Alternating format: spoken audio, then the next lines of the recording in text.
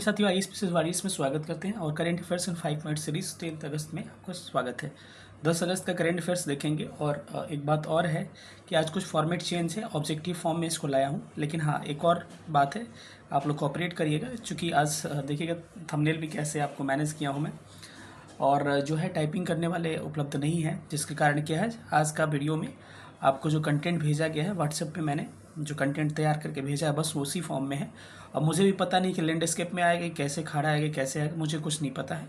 जैसे भी आएगा, बस मेरा मकसद यही था कि आपका गैप ना हो और किसी फॉर्म में बस क्वेश्चन आपको मिल जाए, क्योंकि आगे से फिर से इसको हम लोग क्या टाइपिंग फॉर्म में ही लाएंगे। लेकिन कभी प्रॉब्लम हो जाती है तो इसको मैनेज करिएगा आप लोग, ठीक है। तो व्हाट्सएप पे बस कंटेंट रेडी है, लेकिन उसको टाइपिंग नहीं किया गया। बस क्वेश्चन को आप लोग देख लीजिए एक बार कि आज के इंपॉर्टेंट करंट अफेयर्स क्या है। सेशन को हम लोग स्टार्ट करते हैं।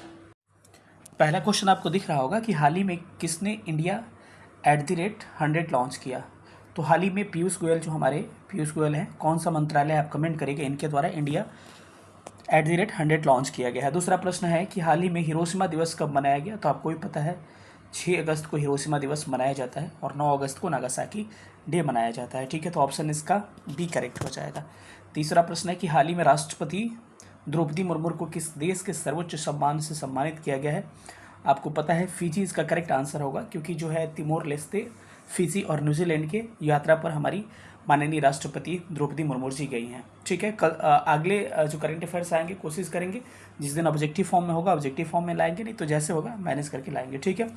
अगला क्वेश्चन है कि हाल ही में एनसीडब्ल्यू ने साइबर अपराधों से निपटने के लिए डिजिटल शक्ति केंद्र यानी कि की शुरुआत कहाँ पर की है। तो सवाल ये पूछा जा सकता है कि डिजिटल शक्ति केंद्र की शुरुआत किसने की। तो एनसीडब्ल्यू ने किया है, तो इसको कहाँ पर किया गया है, तो नई दिल्ली में। ये भी पूछा जा सकता है कि कहाँ पर किया गया, तो नई दिल्ली इसका करेक्ट आंसर हो जाएगा। प्रश्न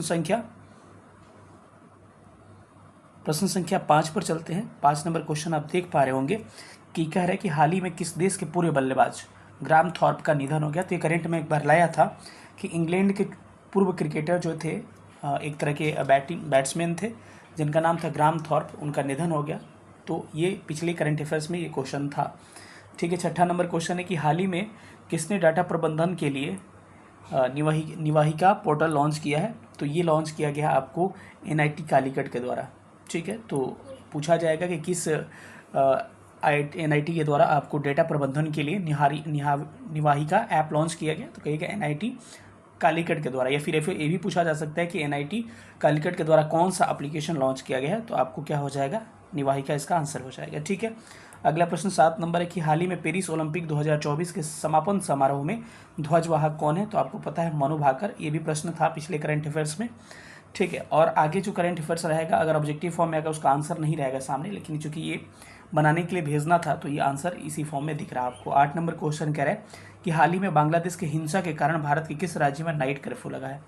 तो आपको पता है कि बांग्लादेश में हिंसा हो रही है और जिसके कारण भारत में भी इसका प्रभाव देखने को मिल रहा है कि बांग्लादेश में मंदिरों को जलाया जा रहा है, हिंदुओं को प्रताड़ित किया जा रहा है। तो इसको देखते हुए मणिपुर जो पड़ोसी राज्य है बांग्लादेश का, भारत का एक मतलब कि एक सटा हुआ राज्य है, कह सकते हैं कि बांग्लादेश का जो कि भारत का राज्य है मणिपुर, वहाँ पे कर्फ्यू लगा है, ठीक है। और एक सवाल पूछता है कि कर्क रेखा का उत्तर में कौन है। तो मणिपुर उसका आंसर था, एक बार पूछा गया था सवाल, ध्यान रखिएगा, एनसीईआरटी का प्रश्न है ये। अगला प्रश्न 9 नंबर दिख रहा होगा आपको, हाल ही ने इंडिया रेटिंग एंड रिसर्च वित्त वर्ष 2025 में जीडीपी ग्रोथ का क्या अनुमान लगाया है। तो पूछा जा सकता है कि India rating growth and research के द्वारा फाइनेंशियल ईयर 2025 में कितना % जीडीपी हमारा ग्रोथ करेगा। तो 7.5% का इन्होंने अनुमान लगाया है, ठीक है। हाल ही में किस देश के डेक्कन विश्वविद्यालय ने गुजरात की गिफ्ट सिटी में अपना कैंपस स्थापित करेंगे। भी हम लोग प्रश्न कर चुके हैं, तो कई बार प्रश्न रिपीट भी होते हैं, आपका रिवीजन भी हो जाएगा। ऑस्ट्रेलिया इसका करेक्ट आंसर हो जाएगा कि डेक्कन विश्वविद्यालय ने गुजरात की गिफ्ट सिटी में अपना कौन सा कैंपस स्थापित करेगा, कहाँ का, ऑस्ट्रेलिया का है ये, ठीक है। तो अगला प्रश्न है कि हाल ही में किस राज्य सरकार ने वनों और पश्चिमी घाट में अतिक्रमण को हटाने के लिए टास्क फोर्स का गठन किया है।